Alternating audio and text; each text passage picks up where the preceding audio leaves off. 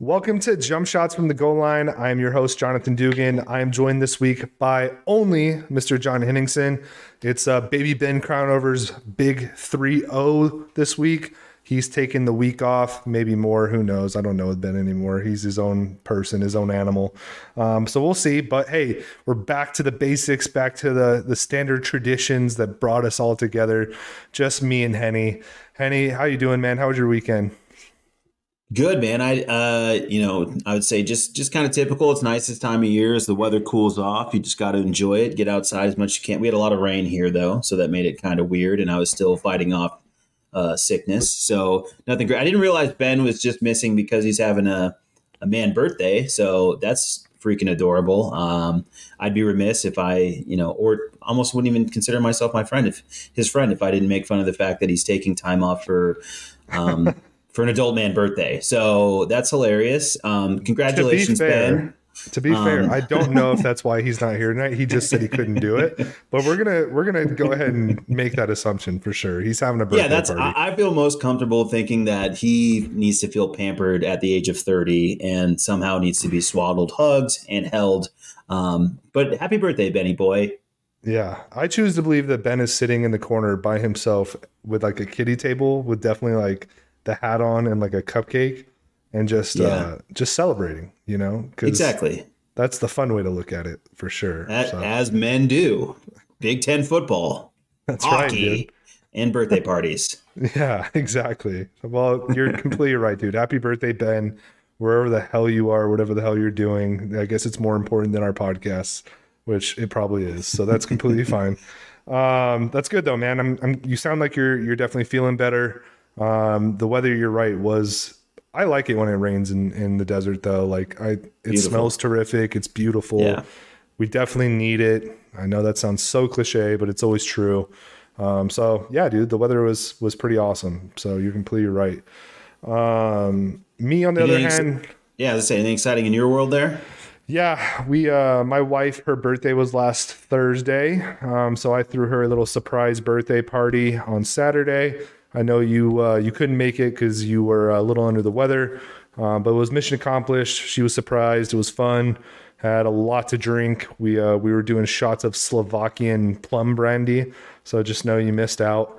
Got some food catered, but yeah, dude, it was a lot of fun. So we had probably about 15 to 20 people here. Everybody was here, quite a while, so it was a lot of fun. Outside of that. Hung out with my buddy Tyler and his girlfriend. I drank way too much coffee, and I'm entering the phase of my life, like I told you the other day, where apparently now I drink black coffee out of nowhere, and I went like a cappuccino and then a pour over like with espresso in it, probably like both within 2 hours of each other. Good Lord, man. My body wasn't prepared for that. So we're training it slowly and surely. But didn't even really watch most of the Ravens game, if we're being honest, which it sounds like that was a good thing. Did watch the second half, but the first half where Lamar got hurt, Evergreen, this time of the year, this is when he gets hurt. Didn't really see it, but we'll have thoughts on all the NFL stuff a little bit later. But yeah, dude, pretty chill weekend. It was fun. So I love coffee. I mean, that's a huge winner in my world. But can I get a quick review on Slovakian plum brandy?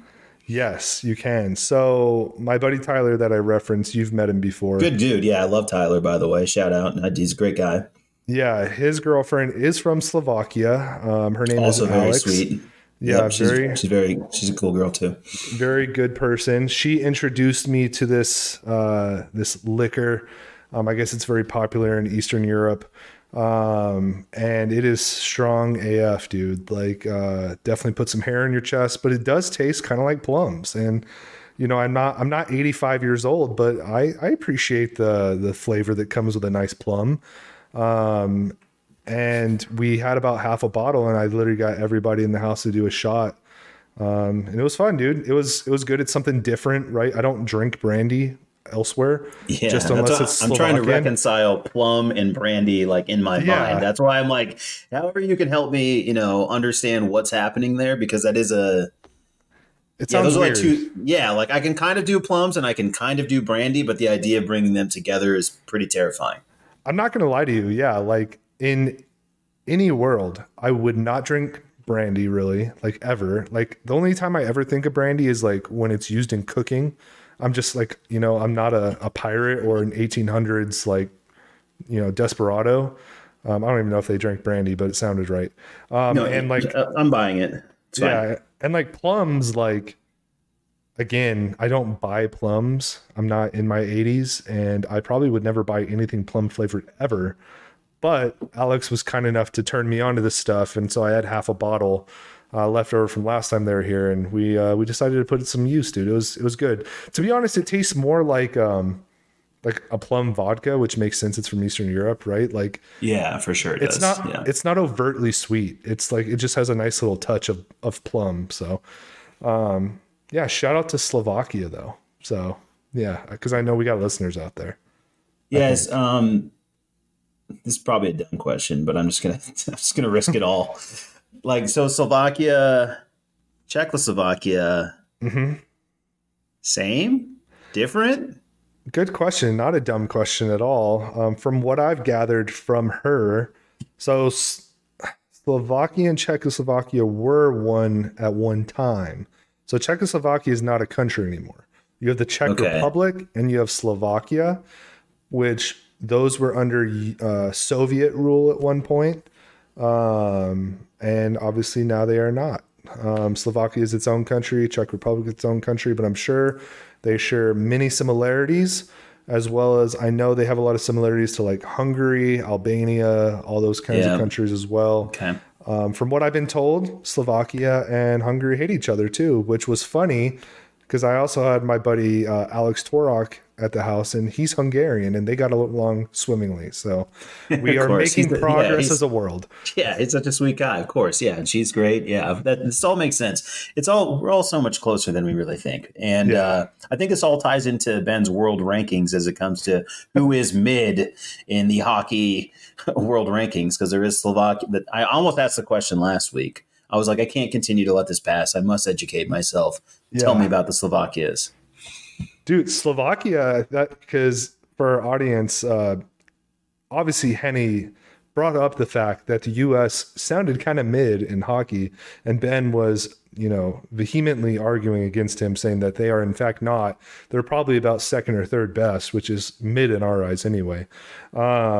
You found a list that ended up showing they're much worse than what Ben was leading on. Yeah, I think there's they were basically like 10 they're teams in total, which he yeah, mentioned all of them. And we're like, what, fifth? like eighth, I thought. Like we're kind of It's, far down there. Slovakia is ahead of us. yeah, basically we have a bunch of bronze medals that were kind of keeping us around. And then like Yeah. we have risen to gold. And so it's happened. But yeah, it was not as impressive as I thought. And I just, I got bored for a second and was like, Ben, this is what you're selling? But I don't want this to Ben. I don't want to attack him while he's not here. I'd much Yeah. rather him be here for this. So, Yeah. I'll shelve We it, but since we came up on Slovakia, it just kind of, we don't it's want to organic. we don't want to slander our sweet baby boy Ben when he's, in the corner eating a cupcake by himself. Yeah, So. not on his birthday. Not on his birthday. Yeah. Poor birthday boy.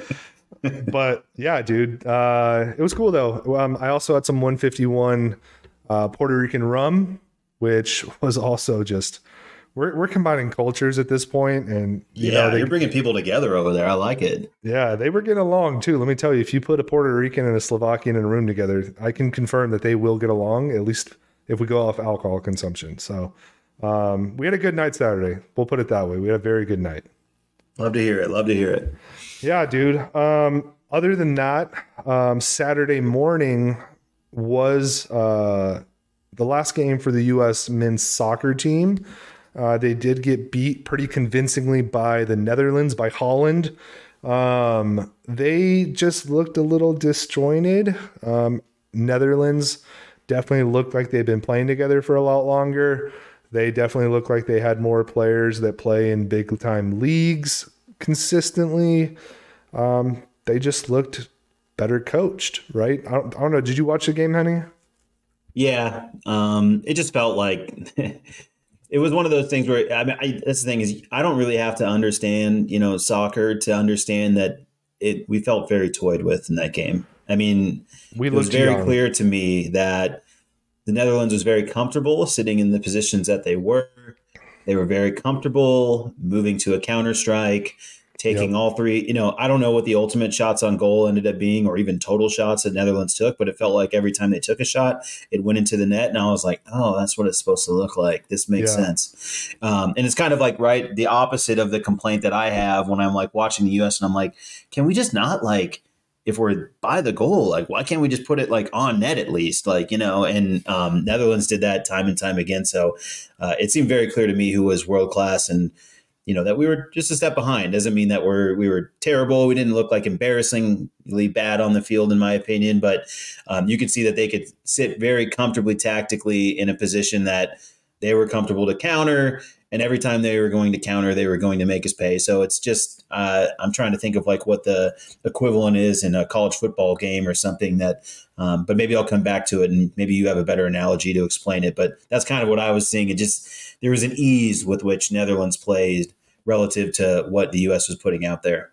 Yeah, and I'm actually looking at the stats right now. It's crazy. The U.S. had higher percentage of possession. They had more shots on goal.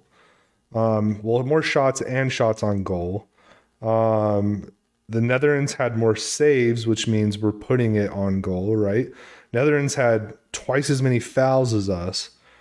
But I think what we can come to the conclusion, right, is like it's exactly what you're saying. It's like you can have all the possession in the world. You can have shots or whatever, but it's what you do with them. Like if you're not capitalizing, which we saw a lot of times with the US where they just made silly mistakes at the end of the play, like it doesn't matter, right? And I think we showed how young of a team we are, how inexperienced we are, and that Netherlands team has a lot of really good guys that play, for Barcelona, for I don't know, like a bunch of big time clubs, right? And it just showed. At the end of the day, I think the best analogy I can give is like, if you have a football team that can, has got more possession of the ball because they're running the ball a lot, but then they get to the red zone and they're having to kick field goals. And the other team might not have the ball as much, but they're connecting on 40-yard bombs. That's kind of what that game was, right? Like Netherlands was just making more happen. Yeah. It didn't matter if they didn't have the ball as often. But with that said, like the U.S. Showed a lot of good things the entire tournament. They were the youngest team in the tournament, but the kids that were playing showed a lot of promise. I think there's a lot more to come in 4 years, and I think this was a great learning experience, a great building block moment, and we'll see what happens. I think a lot of these teams left have older rosters, and in 4 years, we're just going to have to see how the U.S. stacks up. But I don't know, man, it got me excited. We never got really, truly embarrassed in any of the games. I mean, even this last game, I don't think we got embarrassed. Did we let up 3 goals? Sure, but we played a better team, and that's what it is. So, I'm still watching the Cup. I watched Morocco beat Spain today, so anything can happen. So we'll see in 4 years, man. Yeah, agree. Like you said, I think you framed it up nicely, but we were out there and we were competitive and we hung in there, and you're getting to see, and it's probably good for them to see, right? Like just to understand, like there's something about the way the game slows down when you gain experience.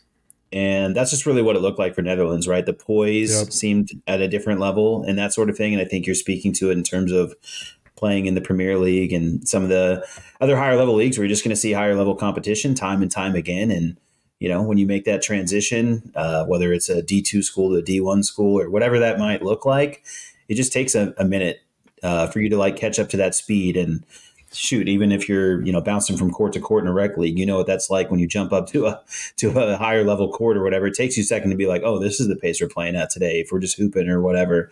And so hopefully they gain some of that experience, and hopefully that's what ultimately pays off. And like I said, it was a fun experience like always. I'll end up watching these as the games like really begin to matter. Like once it gets into these rounds, I enjoy it a lot more. Like the winner go home. yeah, like what, I mean, who doesn't like that, right?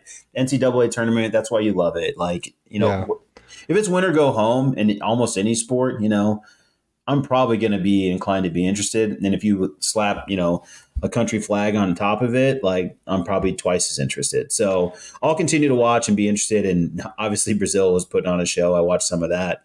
Um, dang. I mean, it's crazy to watch. Like when you see a group that's at a different level, you're just like, completely I don't know different, if dude. like the golden generation stuff that gets thrown around feels like really optimistic, but at the same time, you also know, I understand that feeling is also like, hey, this is a younger group that can really grow. It's 4 years, right? And then on top of it, it's just ultimately like, hey, you just might catch the right draw. Like if you catch the right draw, anything's possible. We talk about it in college football, this, that, or the other, and it's no different in soccer, I presume, and I think that's kind of what you're hoping for, Yep. 4 years down the line. Yeah, totally, dude. But yeah, you're totally right. Holy hell, Brazil, man, they can do whatever the hell they want with that ball. It's insane. Portugal kind of did that today, and we've seen it with a few other teams. But there's been some good, really good games too. Like Japan and Croatia was incredible. And going forward, we're gonna have England, France. That'll be must watch for sure. Portugal's gonna play Morocco, which who would have ever thought that? And then I believe Croatia's playing Brazil. That'll be fun. And then Argentina will play the Netherlands. So there's some really, really good matchups this Friday and Saturday. You'll count me in. I'll definitely be watching for sure. But yeah, man, the World Cup's been a lot of fun. It's been nice that it hasn't been too political. I haven't really even thought about it or noticed it since the beginning of the tournament. And that's how it should be, no matter where it's at. We should still keep that in the back of our mind for obvious reasons, but it is nice to just all come together as a world and play a beautiful game. So outside of that, we did have conference championship week, and it was kind of boring, at least in my opinion. Kind of boring. Well, I know you're about to make your argument because you were putting it all over Twitter. All over Twitter, yes, and that's what I mean, right? Like the results were yes. predictable. Even the TCU K-State game, I would not say that was unpredictable, right? Because those are two very good teams, but that was probably the game that had my highest level of interest. TCU did lose, but they're still in the playoff picture because they only have the one loss. And I think the committee is going to do the right thing. I think they already have announced it, or no, they announce it tomorrow, right? Like no, they're finalized. They're official. Okay, so they did do the right thing. They didn't penalize a team for actually playing in a conference championship. So thank God for that. We do not have a Nick Saban appearance. We're not going to have any Georgia, shenanigans. Ohio State, Kansas State, or sorry, TCU, Michigan. Excuse me. Yeah. And I believe the order, right, is Georgia, Michigan, TCU, Ohio State. Correct. So we're gonna have Georgia, Ohio State. Yep. And then Correct. which that'll be fun. And then TCU, Michigan, which will probably be less fun. It's still football, it's still college football, so it will be very fun, but less fun than the other game. But John, get your takes off, bro. I know you were putting them all over Twitter. Tell me about how much you enjoyed this conference championship week. Yeah, the Pac-12 game leading off Friday night was just awesome. Insane. And the biggest disappointment, I'll just kind of lead with this. The biggest disappointment is that the Pac-12 was a really good conference all year. And I wouldn't I mean, the most teams ranked. We've been doing this podcast just this 1 year, so it might come off very like homerish, and I know we're always talking about that, like, hey, we don't want to be homers, and blah, blah, blah. We pretty much run that into the ground. But the reality is, the Pac-12 was a really strong conference this year. Period. That top six, I mean, I'll put that up against any top six really across the country. I think obviously I'll give an SEC lean. I'm not insane, but outside of that, I mean, I'll take that against any other conference. Period. And of course, what we ended up with, and again, this is going to feel like more attack on Ben while he's not here, but we ended up with two Big Ten teams, and that kind of sucks because I don't really think it was a good conference. It just wasn't a good conference. I don't really care how much money they have. So top heavy. I think they're going to turn it around, right? They've made some big hires, and I think it's going to be a conference where that money plays out, the coaches get hired, and that does matter.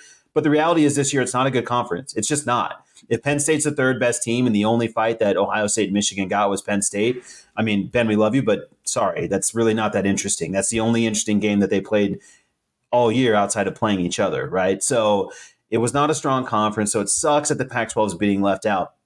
Having said that, just the Pac-12 championship game, USC versus Utah, was just freaking awesome. I mean, that was just dudes.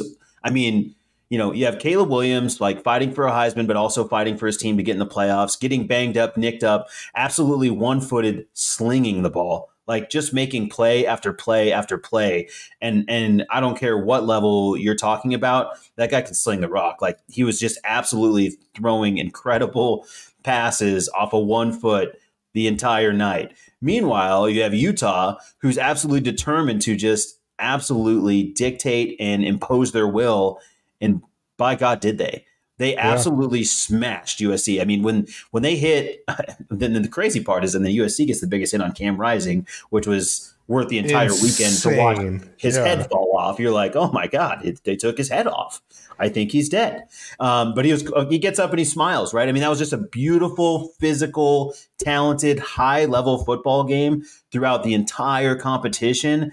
And like that was just to start the weekend, and I didn't really think it could even be followed. But the Big 12 championship game was also that good. And I don't think that conference is nearly as deep or nearly as deserving of like, I mean, it's fine that they got a team in. TCU ultimately proved deserving. I think it's fine. I don't think they should have been penalized for losing in their championship game, especially a game that they took to overtime. But you know, Duggan, your boy, your my almost kinfolk. Namesake there, right? Your kinfolk by you're kissing cousins there. Like he was there the whole time. I mean, that guy was absolutely just gritting out every single play. And unbelievable. That's our boy Sonny Dykes. Didn't give him the ball the last 2 times they tried to get in the end zone. Like that's unfathomable to me after watching that performance, unless he knows something I don't, and that he was like concussed or something crazy, like something I can't even really like think about. But those 2 games were just literally kids just pouring their heart out, like playing for every single bit of it. And that is the college football. Like this is always what I end up remembering at the end of the season, is that these games, these bowl games, these championship games, these games to like compete to get in, some of the playoff games are just always 10 times better than 90% of the playoff games I watch. And they just are. The Super Bowl generally disappoints, like that sort of thing. So it's all the drama you get around the offseason. It's all the fun of the conference rivalries, the silly trophies, the blah, blah, blah, blah, blah. But then you get to these games, and these games are just the best games that you get all year. And I really just don't know how the NFL can ever rise to the occasion the way like these 2 championship games did. Ultimately, you know, what it leads to in terms of, I get what you're saying in terms of like, it kind of just led to what we already had. You know, you switch out USC and Ohio State and kind of in a who cares game, because ultimately Georgia probably blows out either team, or at least handles either team. But those games were unbelievable. Yeah. Dude, even the Georgia LSU game, like, holy shit, 80 points scored in that game. Like, who would have known, you know? And then UCF losing to Tulane. Tulane was a freaking powerhouse this year out of the AAC. We covered the AAC, you and I did, and I never saw that coming for a minute. Purdue got shellacked by Michigan, so Michigan's going into this playoff looking really good. Harbaugh's got that team humming. It does suck they're not going to have Blake Corum, but they're a hell of a team nonetheless. And then Clemson absolutely shit on North Carolina because the ACC is a complete and utter joke. The ACC. There was definitely some games that disappointed as well. And you're certainly not going to get every good one, but I mean, just the level of those 2 games alone, just so worth it for me. Like everything that you put into it. Do you have any thoughts on? I thought this was interesting. It came out today, and I'm just going to throw it at you. We didn't talk about it, but I'll just, kind of the Heisman. Ultimately, who was invited? So ultimately, Duggan was invited. Caleb Williams was invited. Stroud was invited, and then Stetson stuck in, kind of. Like Stetson wasn't really talked about. Obviously, understandably, he's the quarterback for the number 1 team, so it's not completely asinine. But they're leaving out Hooker, they're leaving out Corum. Obviously, they were injured for like the last game or two, but they were certainly a part of the narrative throughout the entire college football season. I guess just, do you have any thoughts on that? Is that interesting to you? I did see some people coming after Caleb Williams too, because he had the "fuck Utah," excuse my language, painted on his fingernails. And then people tried to play the integrity piece as to, Hendon Hooker Oh my writes God. books for kids, and this guy, I'm like, all right, this is like that. I think went beyond the pale to me, and I was like, well, now we've just really like lost our minds. Like, Yeah, I no, mean, we're dude. talking about fingernail paint, dude. I mean, come on, but He put fuck UCLA too. Like I don't care. Like who I don't want him to like those teams. He plays for yeah, I USC. know. Like, what are we doing here? What are we Yeah. doing? Yeah, We're not out there holding hands and singing kumbaya. Like he should hate those teams. And if that's how he wants to express it in a healthy way, like go ahead. I do not care at all. In terms of who got invited, I have no problem with Caleb getting invited. He was incredible all year. I have no problem with Max Duggan going because, again, he's like the entire reason, besides obviously Sonny Dykes, why TCU's in the playoff. I have no problem with CJ Stroud. He was also incredible all year.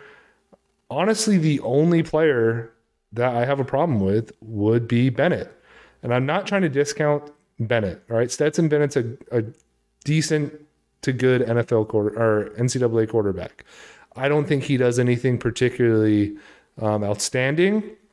I think he's not the reason why Georgia is as good as they are. It's the defense. It's, the tight ends. I have a real problem with the fact that he was invited instead of, somebody like Hendon Hooker, who, let's be real, man, he got Tennessee all the way to the number 1 overall team in the nation at one point. He was absolutely electric all year. A huge reason why Alabama lost was because of him balling out. He was awesome all year up until the injury, right? And yes, he did lose one game, and then the second game he didn't even play. He was hurt. So you can't hold that against him, right? But he was absolutely incredible all year. He deserved to be on that stage. I don't think he would have won it. I think maybe if we ended the season halfway through, maybe he would have, but probably not by the end, right? But he deserved to be up there. And I think, people like Corum, like you said, he was the best running back, in the league pretty much all year. Him and Deuce Vaughn. Like Deuce Vaughn, I wouldn't have had a problem being up there, right? He was incredible for K-State. Or even somebody like Bijan Robinson at Texas, who was a top 3 running back in the whole country. Honestly, I know it shouldn't even come down to this. It should just come down to the best overall player. But even then, right, I do have a little bit of an issue that it's this way every single year. It's always all quarterbacks too, right? Why not even throw one of those running backs in there? Are you telling me that Kansas State is as good without Deuce Vaughn? Are you telling me that Texas ask that safety about Deuce Vaughn in the open field? Yeah, you see that highlight? I mean, I'm assuming you saw it. Or the the one where he sprung out on the the left side or the bottom of your screen and then just literally dusted that safety. Insane, snapping ankles I know what you're talking about. That play was it's been a long time since I've seen someone so just the guy was like, I think I'll fall. He's going to be very good in the NFL. Deuce Vaughn is, but that's my really big issue, right? Is I don't dislike Stetson Bennett. I think he's good, right? But that's not why Georgia is as good as they are at all. That's not why Georgia's number 1 in the country. It's not because Stetson Bennett carried that team. And when I think of a Heisman candidate, that's what I look for. I want to look for a candidate that if they were not on the team, that team would not be nearly as good, right? So Cam, USC, their whole offense is him, right? He makes insane plays. You look at CJ Stroud, same thing, makes just bonkers plays. Most of the guys that are going to New York, that's what they do. Stetson Bennett just doesn't do that. Yeah, I would love to see.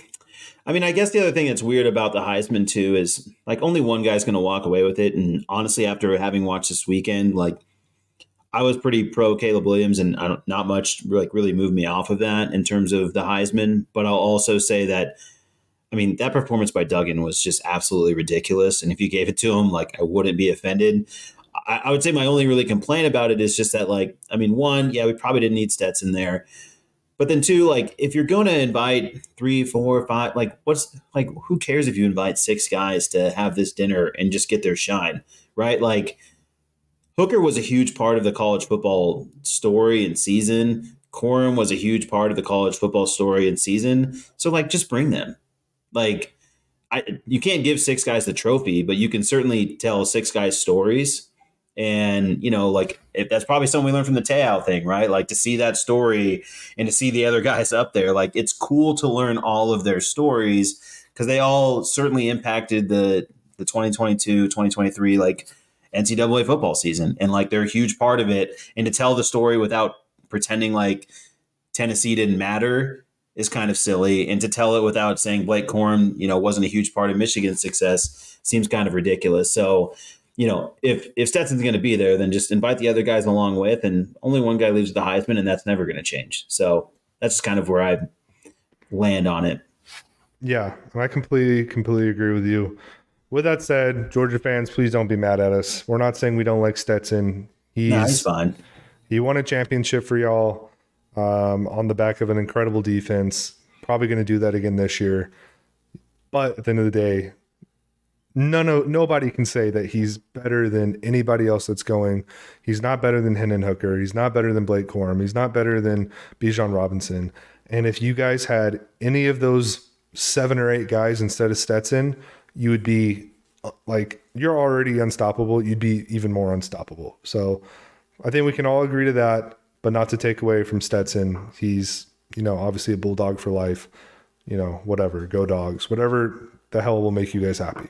Outside of that, we will be moving on to the playoff in just a few weeks. We'll obviously have coverage about that when it happens.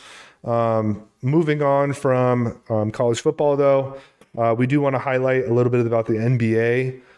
We are kind of at the quarter mark of the season. Narratives are starting to be written. Players are starting to kind of, put their name down in the proverbial MVP hat. And certain teams are looking better than others. John, do you want to kind of lead us off? Like, what are you thinking so far?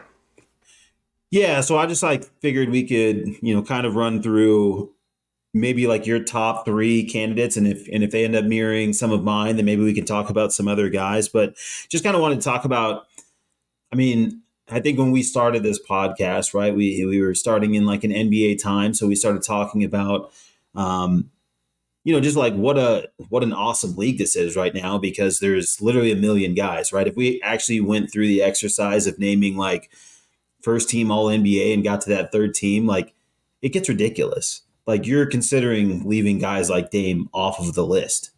So what I was just kind of hoping to do is just kind of run through who you think, like, quarter of the season in, who are some of your potential MVP candidates. And obviously it's a quarter of the season in, this stuff's going to change. It's going to be a moving target the entire time, but just kind of talking through, who's kind of stood out through the first, we're about around the 20, 25 game mark for most of these teams. So just kind of who's jumped out to you, who's kind of taken that step forward. Some of the names are going to be names that you've obviously heard before, familiar stuff, nothing crazy, but also like maybe there are some guys that are stepping into, MVP candidacy that we haven't talked about. And then maybe we'll jump into just kind of some stock up, stock down teams across the landscape of the NBA. And obviously, as we've talked about, as it comes into Christmas, all of this can change, but just good to get like a quarter mark check is to see where we're at, because this sometimes too is an NBA podcast.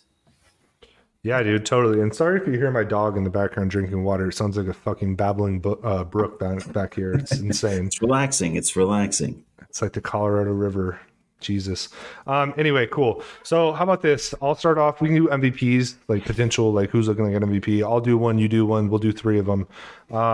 My first one that I want to go off of would be Jason Tatum. He's got the Celtics at like 20-5 right now. Like they're a wagon. They don't even need Ime Udoka. Like they're incredible, and it's really on his back, right? Like he's averaging 31 points a game right now. He's, I think we talked about him during the finals that, he's kind of a guy where he's really good, but I don't know if he can carry a team or, whatever the narrative we were kind of writing out. Like this year, he's the dude. Like he's the effing guy. Like he goes out there and makes things happen. He's almost averaging a double-double right now. And that Celtics team is insane. Yeah, and I think you're spot on. I mean, I think he is kind of the guy right now. He has actually taken that level. He's still under 25, if you can believe that. It's absolutely crazy the level that he's at. The Celtics, for whatever offseason drama they had, they're fine. So if you haven't been paying attention, the Celtics are still rolling. They're still very good. I think it's really them and the Bucks that have really separated themselves from the rest of the league. Frankly, out west, it's still pretty muddy waters. But Tatum's been unbelievable. Also, shout out to Brown because he's also been incredible. The fact that they have two wings that might be possibly top 10 players in the NBA right now. I mean, we'll see how the season bears out, but Brown's starting to get in that conversation as well. So I think you're spot on with Jason Tatum being kind of like the first guy that we bring up. And I think right there, as I mentioned, the Bucks are the second team. And Giannis hasn't gone anywhere. The guy's still an absolute freight train. He's ridiculous. He was for anybody who asked last year, bet a future, who do you think your MVP is going to be? I'm like, give me Giannis from here until the end of time. But scarily, Tatum has entered the conversation. It's a different game than obviously what Giannis brings to the table. But I think, I think you made the right, you brought up the right name first, but Giannis is certainly in that conversation as well. And he would be my guy that I would want to talk about. Tatum was certainly on my list, but without doubling down, so we make sure we cover a few more names. Giannis and Tatum, I think, are your 1A, 1B in whatever order you want to frame them.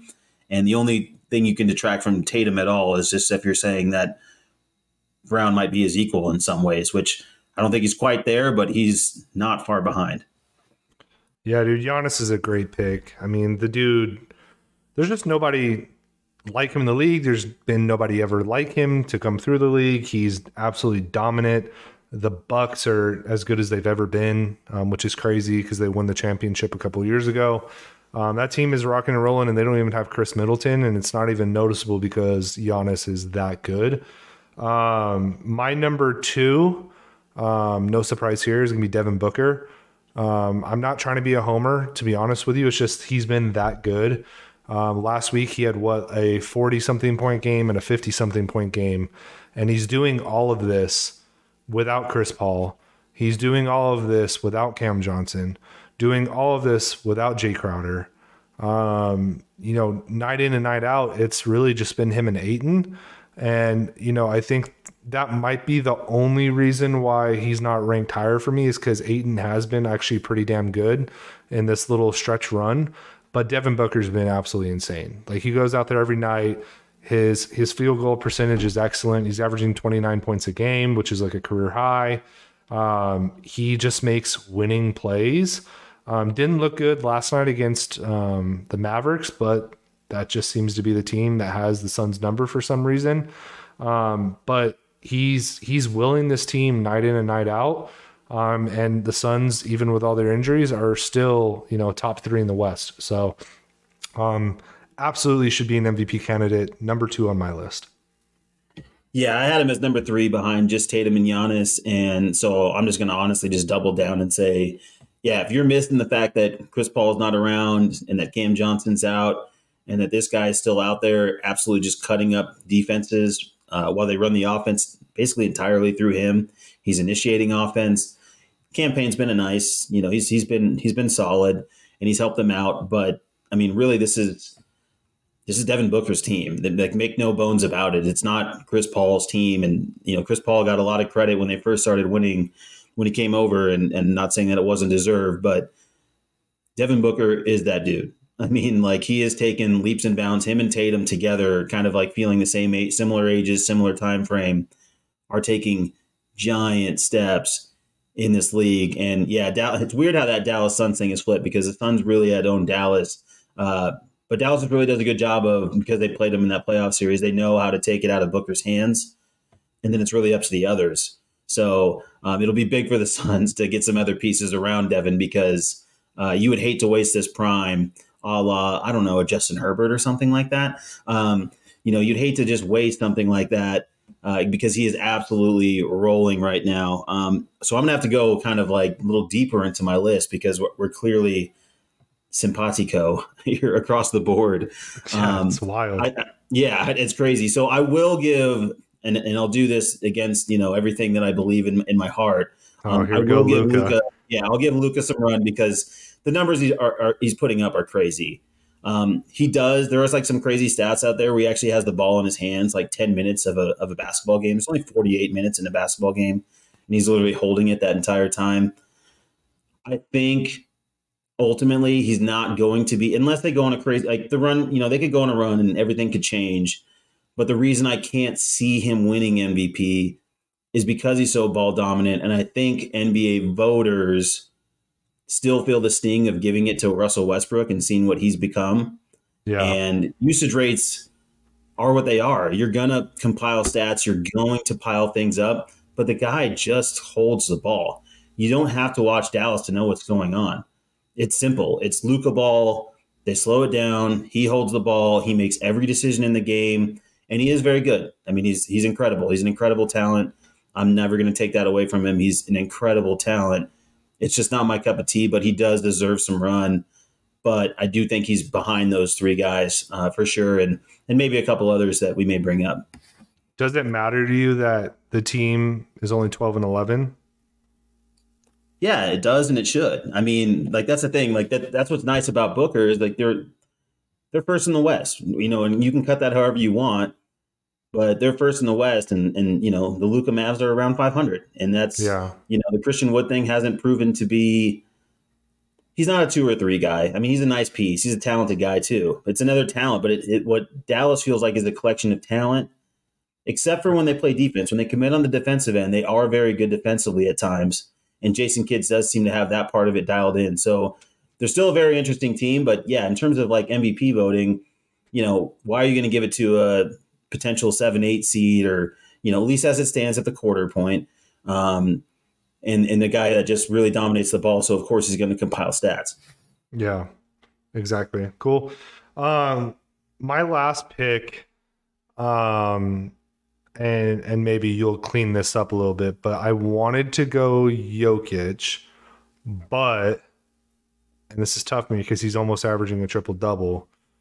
I went with somebody else. And you'll probably, I don't know if you'll like this or maybe you'll think, oh man, that's actually kind of clever. But I'm going to go with Donovan Mitchell. Not on the Jazz anymore, so I don't have to hate him. But he's been incredible. That move to Cleveland has proven very, very fruitful for him. They are 16-9. They are one of the best teams, not only in the Eastern Conference, but the league. He just dropped 43 on the Lakers' head tonight. The kid is averaging, 28 points a game. He's still Donovan Mitchell, right? He's very kind of similar to Luka, right? Very dominant player where he's going to shoot it a billion times a night, but he's getting it done, right? And the Cavaliers are dangerous. And that's why he has my vote, is just because the Cavs were a good team last year, but they are potentially a great team this year, and it's because of him. So my last one is going to go to Donovan Mitchell. No, I think that totally checks out. I mean, it was a good team last year.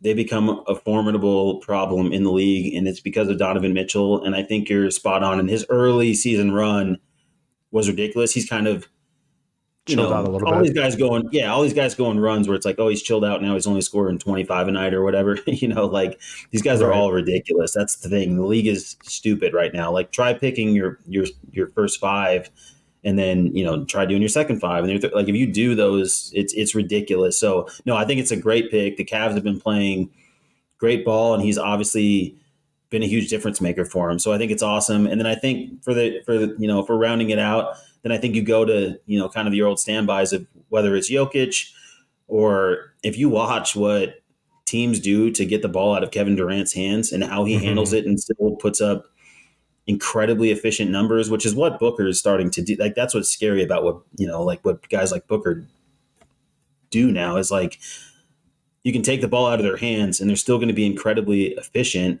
And that's what, and I think KD really set the floor, the floor plan, the baseline for that, whatever the word is. So I think Yeah. it's like him or Jokic in kind of like that fifth or sixth spot, depending on what you're looking at. But no, I think you're spot on. I think I love that. And I think it's, something new and that he would get some votes and garner some recognition. And I mean, Mobley on that team is also ridiculous, especially as a young cat. But no, I think that's great. And then I think it's really then it comes down to the names and AD starting to climb in there. I'll give AD starting to climb back in. I know it's for Lakers fans they're very excited, which is kind of funny because it's like I'll only just say it's funny because it's like, yeah, dude, you traded your whole team for AD. I hope he's in the freaking MVP conversation. That's what you got him for. He wasn't supposed to come win one bubble championship and then just disappear. The guy's 29. He shouldn't be moving into retirement. Why does LeBron look better than him, last year or whatever? But so he's moving into the conversation a little bit as well. But again, that's a team that's not quite on the level of, where the Cavs. I think, the East has proven to be pretty strong. The West is still muddy. But the East has been pretty clear that it's the Celtics, the Bucks, and the Cavs. So no, I think that's great, and I think we're aligned, and that's what we're seeing, and that's where we're headed, and we'll see what the rest of this season brings. But no, I think you're spot on. Yeah. So let's talk about your second kind of talking point, right? Like what teams are we seeing that are impressing us? What teams are maybe not so hot? I think I'll give maybe one each, if that's fine with you. If you want to do more, please feel free. I think I've already talked about a few of these teams, though, right? Like, obviously, the most impressive team maybe in the league is the Celtics. They're insane. They're 20-5. They've won 8 of their last, or they're 8-2 in their last 10. Tatum's going insane. Brown's going insane. So they're extremely impressive. I just mentioned the Cavs. They're very impressive, right? Now that they have Mitchell and they look like a very good cohesive unit. But the teams I think that I want to talk about more are the teams that are disappointing so far. I think first and foremost, I look at the Chicago Bulls, right? Like they've developed a team that on paper looks terrific. They were in the playoffs last year. You would think that they would be incredible. They're 9-14, not looking great, right? And then the other team for me, I could rag on the Lakers, but that's too easy. For me, it'd be the Timberwolves. I think we kind of called it. On my list. I think but you're right. I think it's like spot on. Like that's who it is. Yeah, like how could you not, right? Like they traded for Gobert. We even talked about in the offseason that we didn't think it would really work because it's two bigs. It's two guys that I just don't understand how they ever thought they would coexist. And you had some young talent on that team that should have taken the next step, and they just have not done that this year. They've been so bad, pretty much in every aspect. So, for me, that's who I would point out. No, mine are exactly the same. Like down on the Bulls and the T-Wolves, and it's hilarious to just still watch the Timberwolves kind of.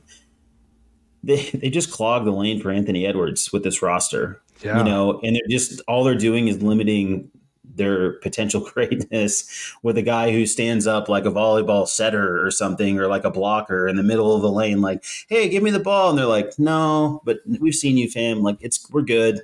And so he still really can't get touches. He's not helping them. So I think the Bulls and the T-Wolves are the disappointment.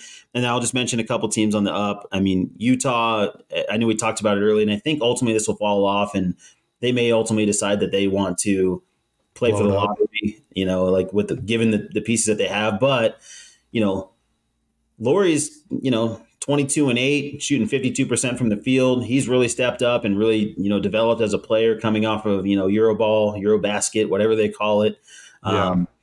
He's really come in, so I just wanted to mention him. I think the Pacers have really come up.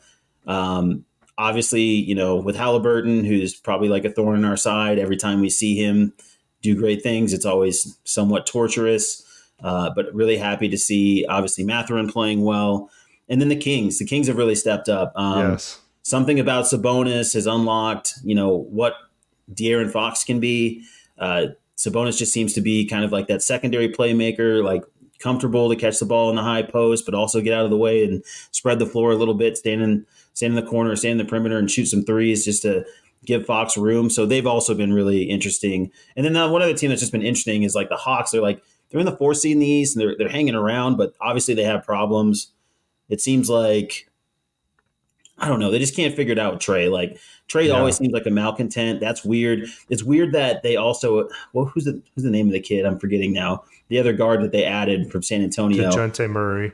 Yeah, so they added Murray, and somehow Trey's usage and shots are still the same, if not more. So you think they kind of brought him in to take the ball out of his hands and diversify that offense a little bit, but it's more of the same, and they're just kind of trying to split them. But then at the end of the game, they're like, well, we have to play them together because we got them, and they haven't really figured that out. So they're just like another curious team. But no, I think we're seeing the league the exact same way, which tells me we're both just super smart.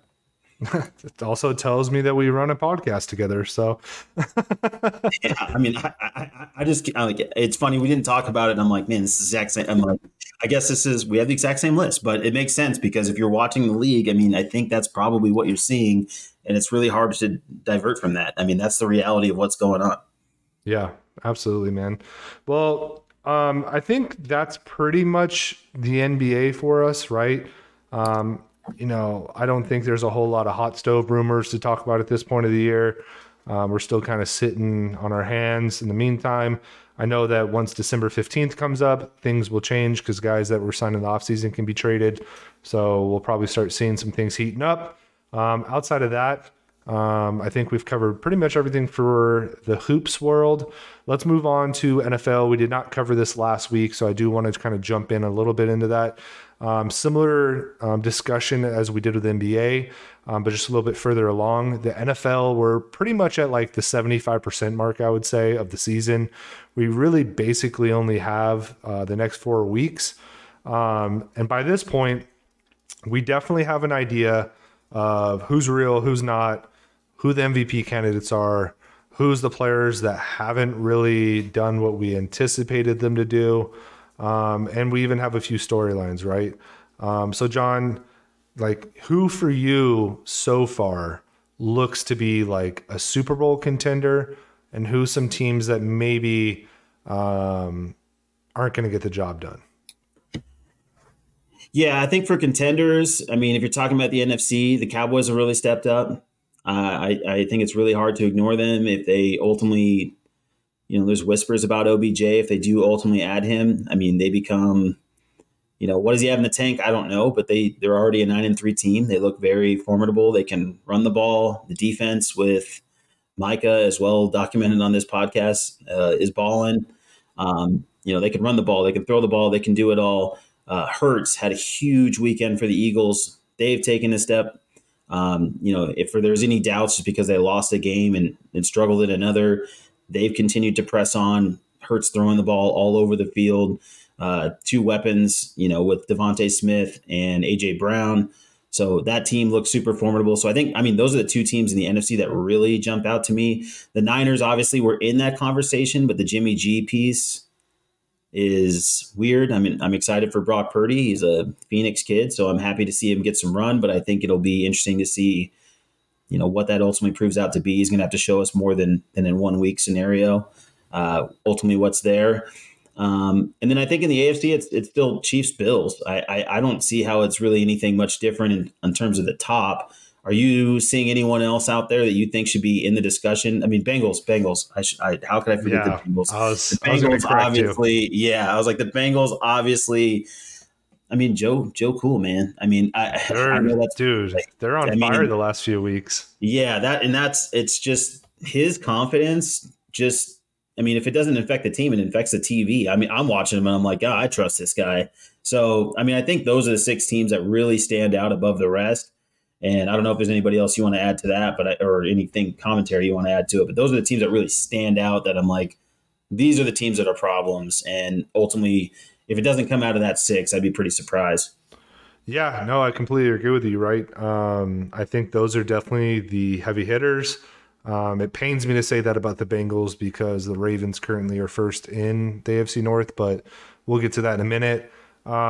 Outside of that, right, like the Titans just fired their GM because they got blown out by the Eagles. So, Who's to Funny say, move. like, yeah, AJ they're I Brown don't firing specifically, it felt like. yeah, that definitely felt like some retribution there. The Dolphins lost, but I think that would be the only team I would throw into the mix that looks like a potential Super Bowl contender. As long as Tua stays healthy, he does keep getting kind of beat up. But that team, good lord, the offense is always really good. Tua didn't look as sharp this past weekend, but he certainly can be, as we've all seen. So those would probably be my top contenders as well. I think maybe what we can hit on would maybe be like top pretenders or maybe teams that we think might flounder down the stretch. I'll start off if that's okay. I'm gonna just start off with my own team, the Ravens, right? Like again, like I just said, they're top of the AFC North, right? They seemingly have a good defense, but it's the same defense that keeps giving up leads in the fourth quarter. And now you have an offense that they have no weapons, like none at all, no weapons. Mark Andrews is still Mark Andrews, but he was, invisible last weekend. Now, Lamar Jackson is going to be out potentially 1 to 3 weeks. But what I'll tell you as a Ravens fan is anytime you hear anything like that from John Harbaugh, which he wasn't the one that actually said that, but anytime he's being coy about an injury, like, oh, we don't really have a diagnosis for it, or, it should only be, week by week, he's more than likely out for the freaking season. Because that's what happened last year. Lamar hurt his ankle, and he was out for the final 6 games. Now this year he sprained his knee. Who's to say, right? And especially with Lamar being on a contract year, like, does he really want to come back and risk it? Probably, because he's a competitor, but don't be shocked if he doesn't, right?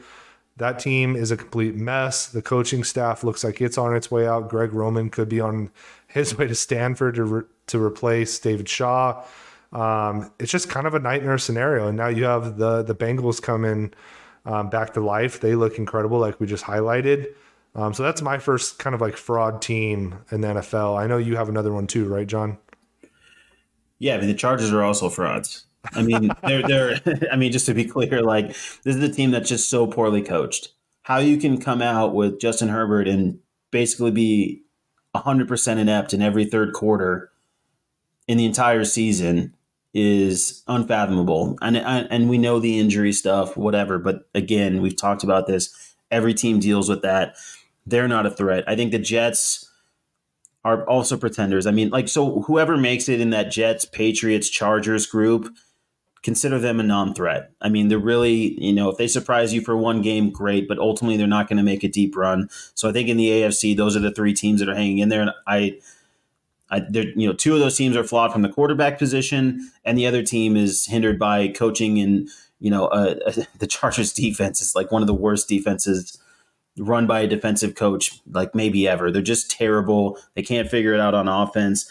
And then I think if you move into the NFC, the Vikings are interesting, and I don't think that they continue to win, these kind of one possession games, but I don't really trust that. The Giants are falling back. The Commanders don't make a ton of sense to me. The Seahawks have been very weird, and, anybody from the NFC South, like, no, thank you. So, I mean, I really think it's like that group of teams we've talked about is it, and I feel like everybody else is basically a fraud. I mean, I really would have a hard time believing any of those teams can make a deep run, no matter how you slice it, dice it. Give me the smattering of stats that you like most. I'm probably not interested in hearing about it. It's really just about who makes the playoffs, where you get a draft pick.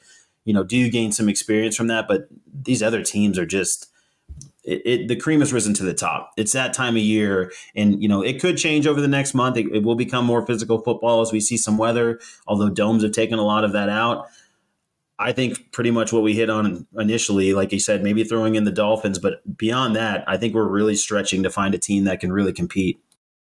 The only one I kind of disagree with you on would be the Vikings, because yes, I don't trust Kirk Cousins for obvious reasons, but Justin Jefferson's been insane.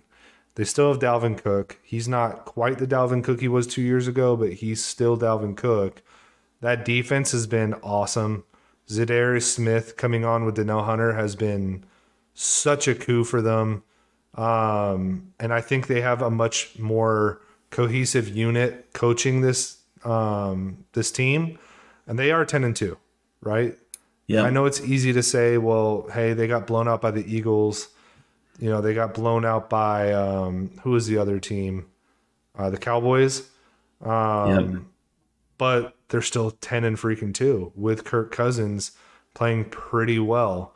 So I don't know if I would call them complete frauds, but my only kind of thing with that I'll back it up and back you up on that is we've seen good Kirk Cousins during the regular season, and we get a completely different player in the playoffs. So I'm not saying you're wrong completely. I'm just saying maybe we give a little bit more respect to the good folks in Minnesota. Totally think that's fair. I mean, they're a 10-win team. I mean, it's really hard for me to see it, but you're right. I mean, they're a 10-win team. They've been winning those games, and similar to TCU or whoever, if you can get it done, you can get it done, and they've been getting it done. So I'd be happy to walk that part of it back, but with a note, an asterisk of Caveat. yeah, but Yeah. but you're right. I mean, I do think they're absolutely in the conversation. Yeah, and I just love how we treat this as our own personal therapy session. Because good Lord, man, what is up? What is up with our teams that like they can't stay healthy?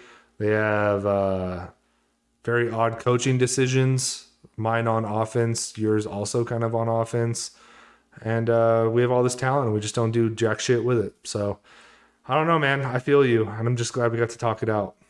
Yeah, I mean, I do feel a little bit better, maybe worse, maybe the same, but it's good to talk it out, and it's good to have friends, and I'm thankful that we have this hour to spend with one another to just just put it into the ether, to try to let it go, and to try to move on to other things. But with U.S. soccer going down and college football Rough. coming to an end, I mean, it's like we have to rely on the Chargers and the Ravens for like the next month or so to just fingers crossed that something goes right. But God, the injury to Lamar sucks. I mean, that just sucks for the entire NFL. Yeah, I hope you're wrong. I hope he really just I do too. twisted a knee a little bit and he's okay in 2 weeks or whatever.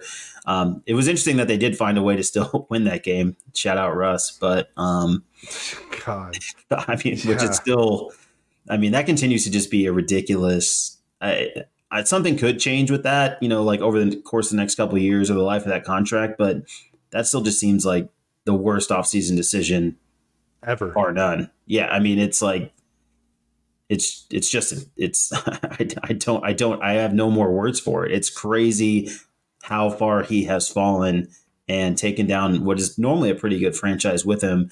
What appears to be a very good defense. I'm still kind of confused on whether it's a good defense or teams just don't even try to score against them because they're like 3 field goals and we're out of this thing. But I assume it's a good defense. I mean, the numbers seem to back that up, and they can't suck. It's just crazy to me that like that stat that we always see that if the Broncos average 18 points a game, they would be like undefeated. And it proved freaking true again this weekend. Like the Ravens won 10-9 with Tyler Huntley. Tyler Huntley outdueled Russell Wilson. It's mind-boggling, and I think it's a little bit to do with Russ. It's a whole lot to do with Nathaniel Hackett. That team is, you want to talk about fraudsters. They've been frauds since the start, dude. Like, it's insane. Yeah, the only other really interesting things that have happened, Baker signing in LA, which makes, I mean, whatever, I guess. No sense at all, because he's been ass this year, and they're 3-9. So yeah, I saw some guys out there kind of just saying like, hey, if you're a college quarterback and you're not going in the first or second round, like wait it out, man, because you'll get chance after chance after chance. I just hoping that maybe Baker can land some commercials now that he's in LA. I've kind of missed him. That guy needs to. Yeah, he's probably could barely feed his family. So hopefully he gets a couple more commercials there. I just feel bad. We The haven't Rams and really had a Baker's so chance to funny. talk about him. We haven't had a whole lot to a lot Like, of when are we ever Baker gonna content. talk? Yeah, when are we going to talk about Baker? This poor guy, drafted number 1, given a Heisman, given the world, and I just hope he gets a fair shake out in LA. Yeah, exactly. Well, other than that, man, I mean, maybe do you want to end really quickly just who your MVP candidates have been so far this year? Obviously, Jalen Hurts, you mentioned, Josh Allen, Patty Mahomes. I think Justin Jefferson should be mentioned up there because he's been insane. Is there anybody else you can think of? No, I think that's mostly it. I mean, I'd love to see someone like Jeff. I'd love to see someone outside of the quarterback position. It's hard to take away from what Hurts or Allen has done in particular. Mahomes, you could honestly give it to him every year. He's kind of reached that Jordan level, and I think we talk about, the media generally talks about it all the time. Where how can you not? You could always give it to Mahomes. He's incredible. But it would be interesting to see like Allen or Hurts get it, I suppose. And then, but like I do love the conversation around Jefferson, just because, from the position that he's at to dominate games the way he does and take them over. And every time the Vikings need to go to the well, he provides water. And that's unbelievable. I mean, from that position, it's ridiculous. So I would love to see him get some run, but obviously, these are storyline driven things, and we still have 5 weeks left of games. Yep. So I agree. We'll see how it shakes out, but I think we've hit. I think the guys we talked about are pretty much the guys. It's going to be that quarterback room. Yeah. Same guys that were pretty much leading all those franchises, and then Justin Jefferson being the wild card or the interesting one that I'd love to see get some votes if he continues to pile it on. Yeah, me too, man. He's on my fantasy team, and that is why I'm telling you right now he's been incredible. So, perfect, man. Well, hey, fun episode. We miss you, Ben. We hope that you're not crying too much into your cupcakes, but hopefully we will see you next week. Audience, please remember to like, share, subscribe this podcast. We've been growing a lot lately, and it's all thanks to you guys. We just ask that you keep on helping us out. Please leave a rating, leave a comment. It helps us out a lot. Let us know what kind of content you guys want to hear if we're missing out on anything. If you want some more hockey content, we're going to know that you're probably Ben Crownover using a burner, but we'll still read your comment. Please follow us on social media. Henny's been killing the Twitter. I know I say that every week, but this week it was fun, man. I know you were having a blast out there on the Twitter sphere with the conference championship stuff. Did a great job with the World Cup. We're out here on TikTok. We have some good videos there, just clips of the show. We'll probably start producing a little bit more individualized content as well. And then we have the Instagram and the Facebook. So please interact with us. And with that, John, do you have any closing thoughts? No, happy birthday, Ben. Enjoy it, buddy. Yeah. All right, guys, we will talk to you later then. Have a great weekend and be safe. Bye.